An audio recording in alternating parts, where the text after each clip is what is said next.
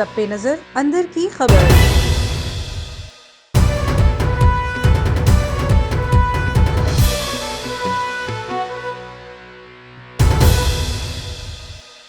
और आपको यहां एक अहम खबर से आगाह कर रहे हैं कि इक्तिसादी राब्ता कमेटी ने गंदुम की इमदादी कीमत 1650 रुपए मुकर्रर कर दी है। गंदुम की कीमत मुकर्रर करने के बाद अब आटे की फी किलो कीमत में भी कमी मुतवक्के की जा रही है। आपको अहम खबर से आगाह कर रहे हैं, इस्लामाबाद से मुशीर खजाना हफीज शेख की सरबराही में इक्तिसादी राब्ता कमेटी का इजलास हुआ। इजलास में गंदुम की इमदादी कीमत 1650 रुपए मुकर्रर कर दी गई है।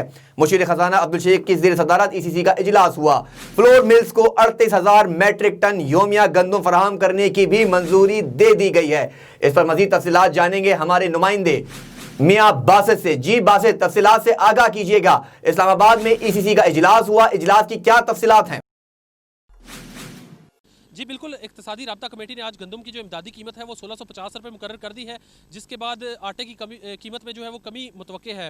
आज ईसीसी का इजलास मुशीर खजाना हफीज़ शेख की ज़ेर सदारत हुआ है, जिसमें फ्लोर्स मिल को 38,000 मैट्रिक टन योमिया गंदम फराहम करने के लिए मंजूरी दे दी गई है। जिसके बाद पंजाब को 25,000, जबकि सिंध को 8,000, खैबर पख्तूनख्वा को 4,000 और बलोचिस्तान को 1,000 मैट्रिक टन योमिया गंदम फराहम की जाएगी। इलावाजी जो गंदम की अभी रिलीज़ प्राइस है वो 1475 रुपये ही बरकरार रहेगी। इसके अलावा पंजाब को 7 लाख टन इजाफी गंदम फराहम की जाएगी, जबकि गंदम की दरामद के लिए जो है जायज़ा लेने के लिए कमेटी भी बना दी गई है।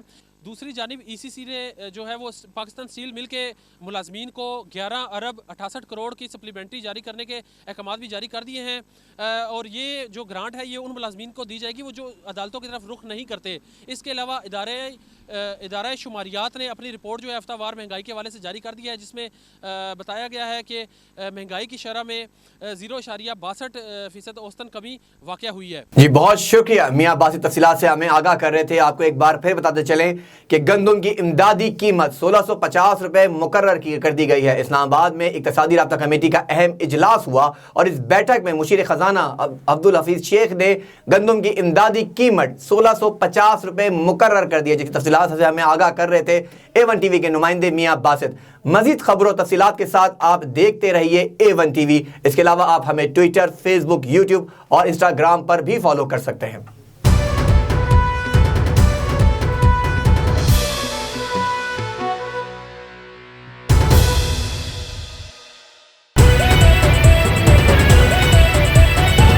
A1 टीवी, सब पे नजर अंदर की खबर।